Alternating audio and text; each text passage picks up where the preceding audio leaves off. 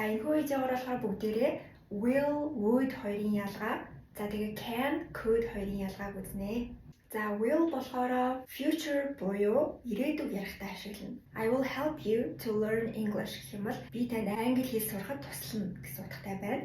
За would болохоор hypothetical буюу таамаглалын өгүүлбэр бүтээхэд ашиглана.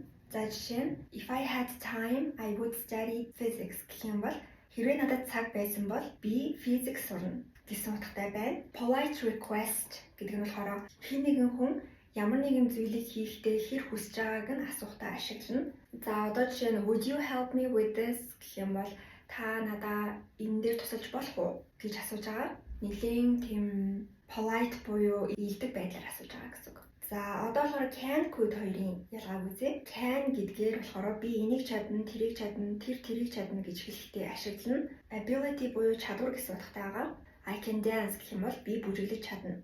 За question болохоор асуулт байгаа. За can you dance гэх юм бол та бүжиглэж чадах уу гэж асууж байгаа. Юу нь бол чадварын талаар асууж байгаа гэсэн. Тэгээ дээрэс нь can you open the window гэх юм бол та цон хонгоолгож болох уу гэж бас иймэрхүү асуултыг асуудаг. Гэхдээ энэ нь болохоор хит ийдэг биш, зүгээр ойр дотныхоо хүмүүстэй ярилцахдаа ашигладаг байгаа.